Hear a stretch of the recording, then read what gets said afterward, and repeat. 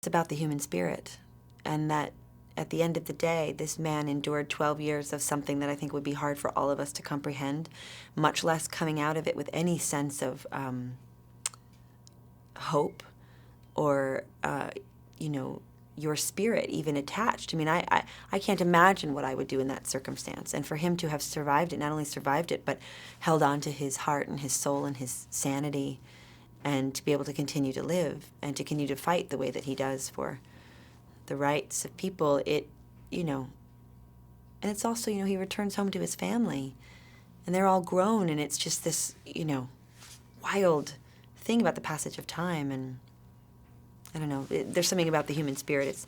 You sort of feel like if he can get through this, y'all better shut up about everything else that goes on in your life, just for real. Just be quiet, have a little bit of gratitude, and, go about your day.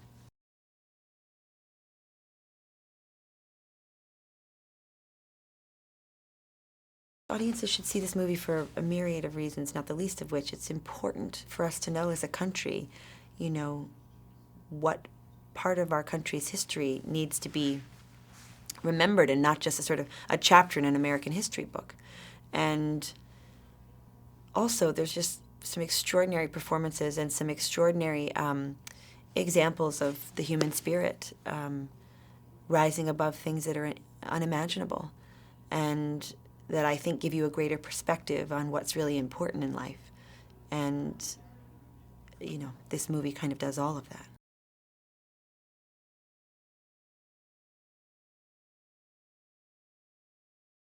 The thing about Steve that's so extraordinary is, a lot of directors spend a lot of time trying to, make you feel good as an actor.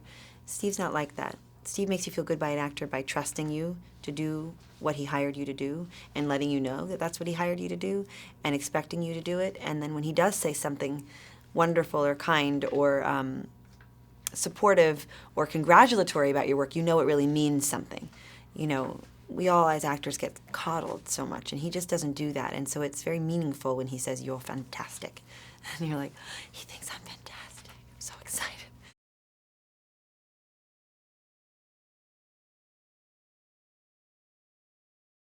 The greatest thing that will come out of this movie is that this story will be hopefully something that people will become well versed in. And it's my hope that this becomes required reading when, students get books about the history of slavery in the United States, that this becomes something that you read, because it's a very important way, I think, to make the biggest impact with this kind of stuff, is to have one face and one person's story to hold the whole thing up.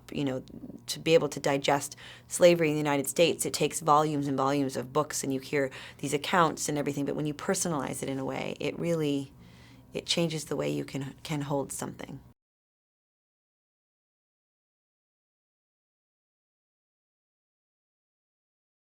It was a great help because it was a real place, and that there were things that went on there, and you could just feel it. And it was shrouded in all these great, beautiful trees with the Spanish moss dripping. I mean, you see it in the movie. It's such a beautiful place. That's the other thing I think Steve does so brilliantly, is you're able to juxtapose the reality of the beauty of the place with some of the terrible, terrible things that were happening on the property.